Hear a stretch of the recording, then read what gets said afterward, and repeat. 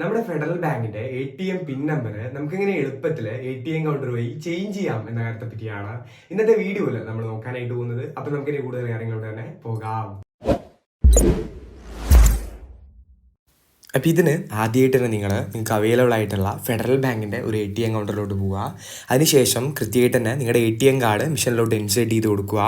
Card insert ചെയ്ത് കഴിഞ്ഞിട്ടുണ്ടെങ്കിൽ നമുക്ക് സ്ക്രീനിൽ ഇത്തരത്തിൽ നമ്മളിവിടെ നടത്താനായിട്ട് ഉദ്ദേശിക്കുന്ന ട്രാൻസാക്ഷന് നമ്മളിവിടെ ഉപയോഗിക്കുന്ന ലാംഗ്വേജ് ഏതാണോ അത് കൃത്യമായിട്ട് ചൂസ് ചെയ്ത് കൊടുക്കേണ്ട മെസ്സേജ് വന്നതായിട്ട് കാണാം. അത് നിങ്ങളുടെ ആവശ്യാനുസരണം കൃത്യമായിട്ട് ചൂസ് ചെയ്യുക. പിന്നീട് ഇത്തരത്തിൽ ഒരുപാട് ഓപ്ഷൻസ് ഇവിടെ എനേബിൾ ആയിട്ട് വന്നത് കാണാം.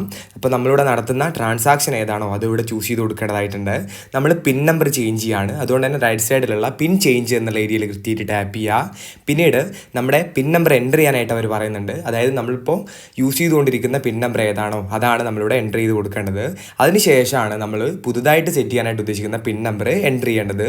അപ്പോൾ സെക്യൂർഡ് ആയിട്ടുള്ള നിങ്ങളുടെ ഓർമ്മയിലിരിക്കുന്ന ഒരു 4 അക്ക പിൻ നമ്പർ തന്നെ നിങ്ങളോട് കൃത്യമായിട്ട് എൻ്റർ ചെയ്ത് കൊടുക്കുക. അതിനുശേഷം ഈ സെറ്റ് ചെയ്തിട്ടുള്ള സെയിം പിൻ നമ്പർ ഒരു തവണ കൂടി നമ്മളോട് റീ എൻ്റർ ചെയ്ത് കൊടുക്കേണ്ടതായിട്ടുണ്ട്. അത്തരത്തിലൊരു മെസ്സേജ് ഇവിടെ വന്നതായിട്ട് കാണാം, റീ എൻ്റർ യുവർ ന്യൂ പിൻ എന്ന നിലക്ക്. അപ്പോൾ അതും എൻ്റർ ചെയ്ത് കഴിഞ്ഞ് നമ്മൾ ജസ്റ്റ് ഒന്ന് വെയിറ്റ് ചെയ്തിട്ടുണ്ടെങ്കിൽ കൃത്യമായിട്ട് തന്നെ നമ്മുടെ പുതിയ പിൻ നമ്പർ ഇവിടെ ചേഞ്ച് ആയിട്ടുണ്ടാവും. അപ്പോൾ ഇത്തരത്തിൽ എളുപ്പത്തിൽ നമുക്ക് ഈ പ്രോസസ്സ് ചെയ്ത് തീർക്കാനായിട്ട് കഴിയുന്നതാണ്. നമ്മുടെ വീഡിയോ ഇത്ര മാത്രമേ ഉള്ളൂ. വീഡിയോ നിങ്ങൾക്ക് ഉപകാരപ്രദമാണെങ്കിൽ ഒന്ന് ലൈക്ക് ചെയ്ത് പോവുക. അതേപോലെ നമ്മുടെ ചാനൽ സബ്സ്ക്രൈബ് ചെയ്യുന്ന കാര്യം കൂടി ഒന്ന് പരിഗണിച്ച് പോവുക.